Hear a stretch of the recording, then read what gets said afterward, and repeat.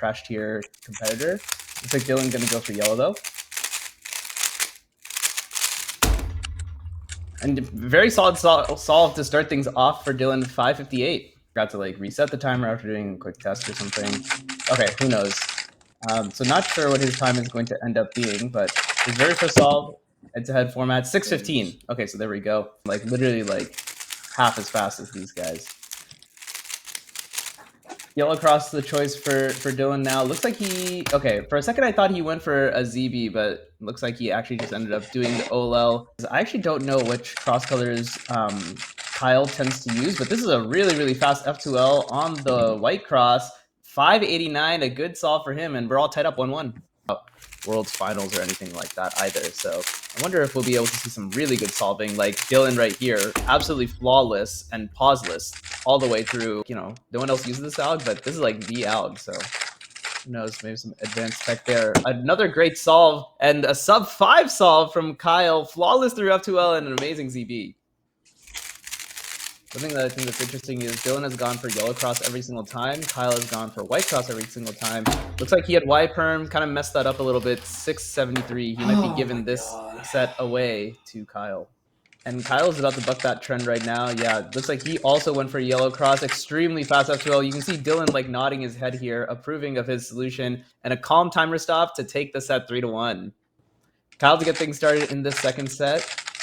He's also going for the yellow cross. So yeah, that white-yellow neutral theory looks to be correct. G-perm, I want to say at the end, a pretty fast 537. He's also going to pick yellow cross. So it's going to be something similar, perhaps. A bit of a pause there, F2L. Now he goes to last layer. That's like already built. Looks like he kind of just ended up having to go for it. Definitely some sort of preservation happening there. Here's the ZB Pi case, 5.74. He isn't happy with it, but it's tough. I don't know how you improve that solve.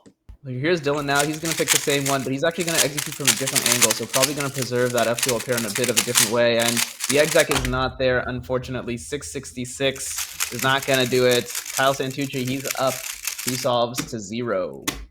You know, with great power comes great responsibility. You need to be able to balance that. And this one looks like F2L not quite as clean.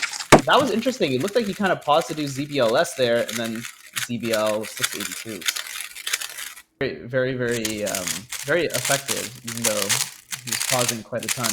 Dylan pausing significantly less, but doing your standard OLL PLL, 651, so he's going to take a solve back and stay alive in this set. Trying to do that. 14, wow, he almost started past 15 seconds of inspection, which would have been disastrous.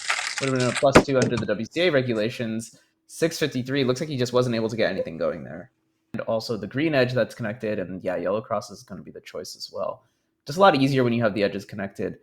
This is a really interesting solve from Dylan because it's so long, but even though like it was pauseless, his solution was just way too long in the end, and that gave Kyle the win in this set. Just nuts. Because Dylan is definitely good enough to claw this one back.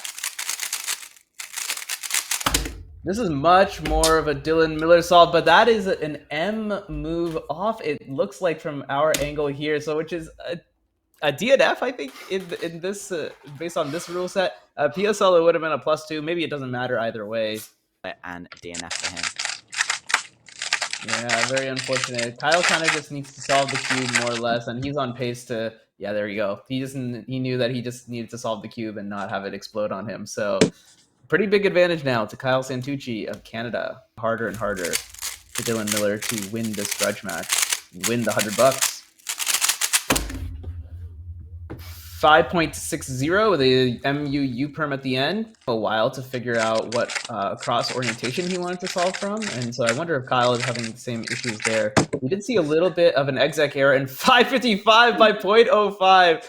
Kyle Santucci goes up 2-0. He's one solve away from just winning it all, and just kind of blanking Dylan. But yeah, this is it. He has to win this one in order to stay alive.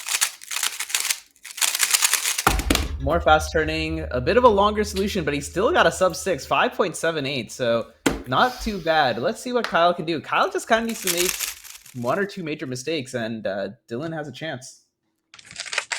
Kyle using a lot of inspection time there, a lot of rotations here in F2L too, but can his fast turning save him, and that's it! Fast turning in the end of the day, even with a ton of pauses, And that's 3-0 to Kyle Santucci, and that I think that's it. He just ended up cleaning up